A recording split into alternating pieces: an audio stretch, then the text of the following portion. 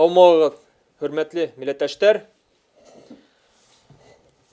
мое выступление будет о демографии в нашей республике Башкортостан, какая она есть на сегодняшний день, ну и немножко не только об этом. В 2020 году пройдет очередная всероссийская перепись населения. Башкиры убывают по численности. Ни для кого не секрет, что наша нация реально убывает.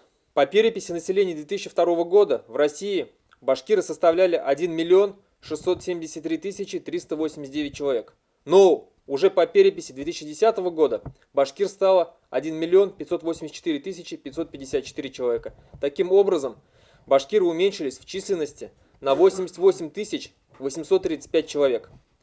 Конечно, уменьшились не только башкиры. Например, татар стало на 243 тысячи человек меньше. Чувашей уменьшилось на 201 тысячу.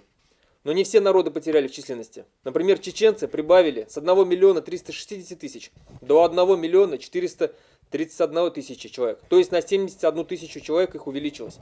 Аварцы, народ такой в Дагестане, прибавили между двумя переписями на 97 тысяч человек. И так прибавили практически все кавказские народы.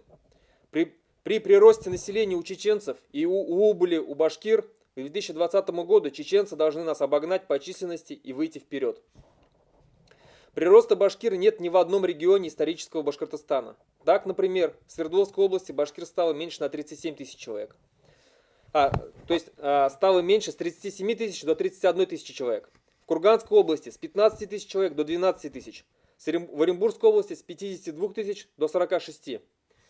И в самой республике Башкортостан башкир стало меньше с 1 миллиона 221 тысячи до 1 миллиона 172 тысяч человек. Что же происходит?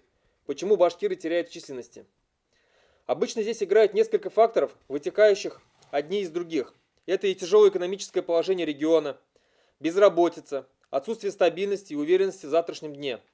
Отсюда вытекает пьянство, суициды, разводы, нежелание молодых людей заводить семьи, страх за будущее, нежелание в семьях иметь более 1-2 детей.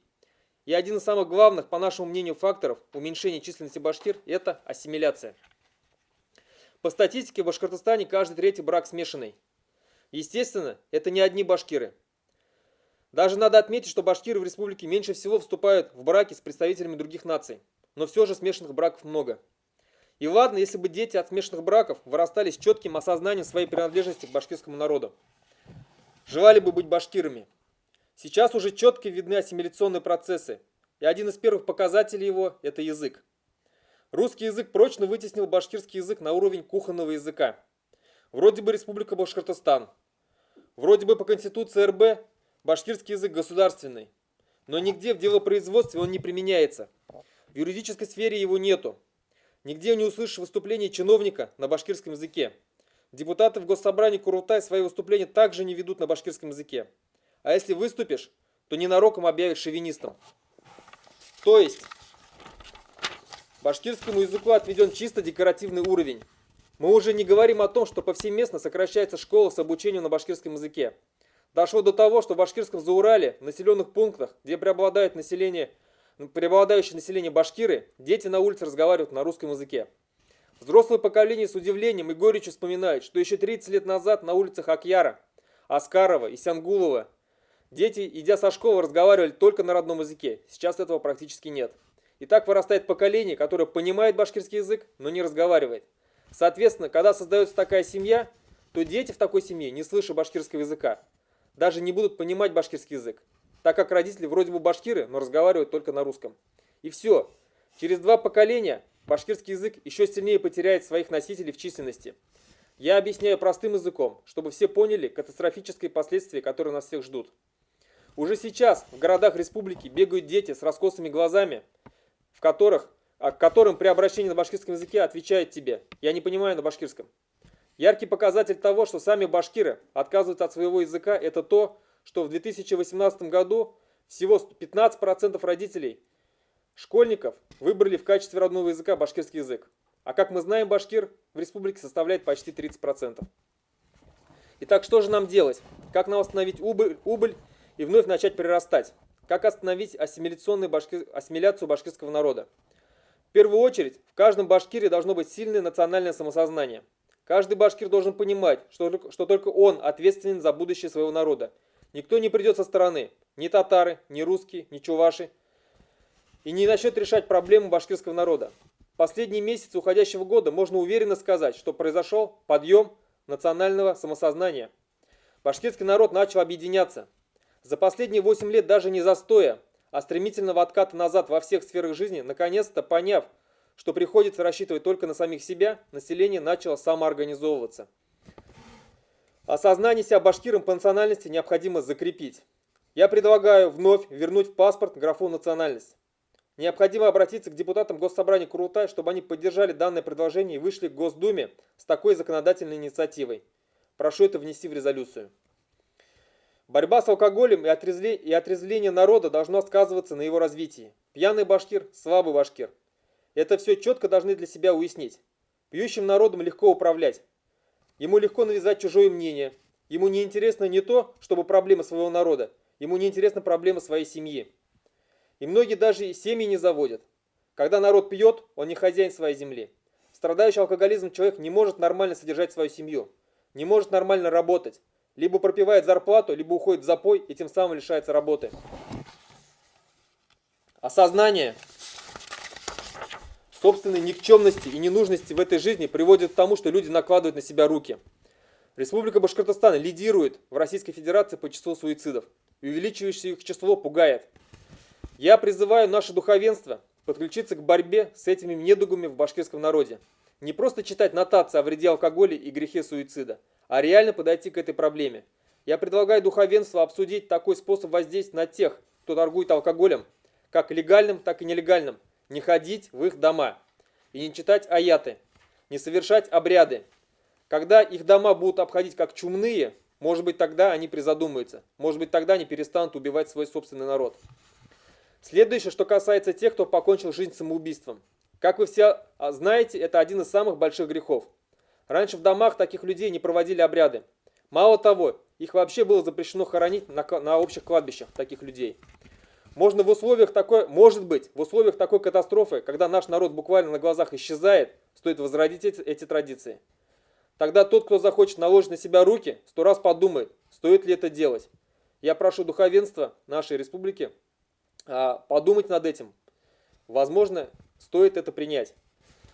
Непьющий башкир не будет свободное время проводить в барах и кабаках, не будет лезть в долги, чтобы занять на чекушку. Непьющий башкир начнет искать возможность зарабатывать, начнет больше времени посвящать своей семье, появятся ростки самосознания, начнет думать о будущем своего народа. Именно поэтому мы объявили войну алкоголю.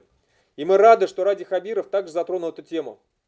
Надеемся, что борьба с этим злом начнется реальная и повсеместная, а не для галочки. Башкирским парням надо брать в жены башкирок. Башкирским девушкам выходить замуж за башкирских парней. В семье как минимум должно быть 4 ребенка. Только при таком количестве детей в семье идет уверенный рост нации. Если в семье один ребенок, это убыль для народа, так как он не покрывает даже численность за отца и мать. 2 детей в семье, численность остается на том же уровне. Один ребенок за мать, один за отца. 3 ребенка – это небольшой плюс, но с учетом большой смертности и того, что другие семьи имеют 1-2 ребенка, это практически прироста нету. И только 4 ребенка в семье дают необходимый процент прироста для нации. Как один из радикальных методов воздействия на проблему убыли численности населения, это надо потребовать от властей на законодательном уровне запретить аборты. Во-первых, это грех. Во-вторых, запрет аборта поднимает численность населения.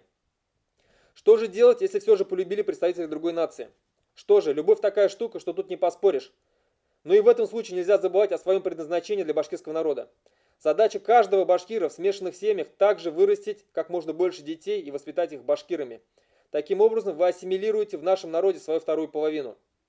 Особенно это касается женщин. Именно матери проводят большую часть времени с ребенком. Они должны по мере развития ребенка впитать любовь к башкирскому народу, к его культуре, истории, языку.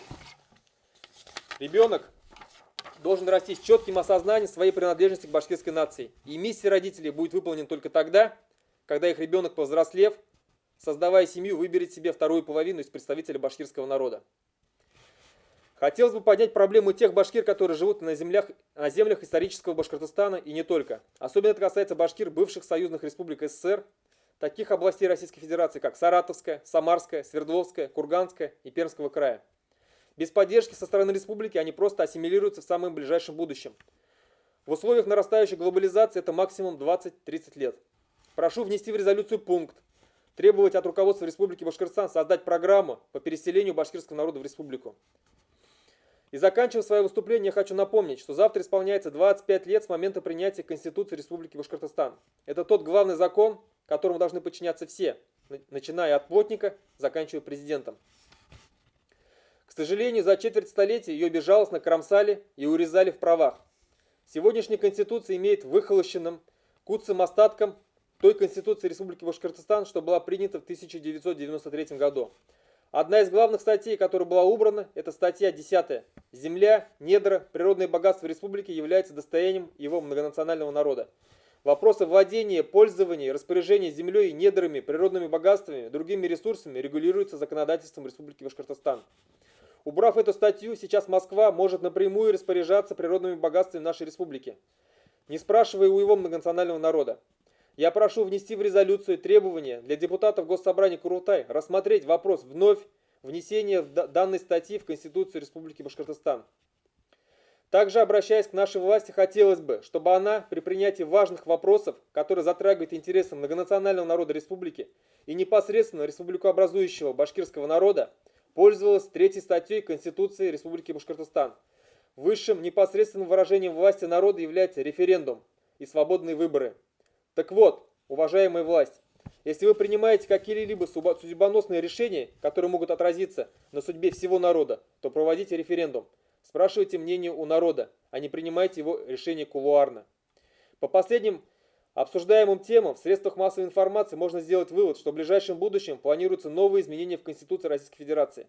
В принимаемую резолюцию хотелось бы внести также предложение обратиться к депутатам Госсобрания Курултай, депутатам Государственной Думы от Республики Башкортостан, чтобы они внесли такой законопроект, запретить вносить изменения в Конституцию Российской Федерации, ухудшающие положение граждан Российской Федерации.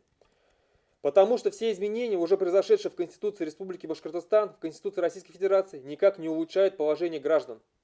Сегодня власть ведет себя так, как будто народ республики просто никто, и у него нет никаких прав.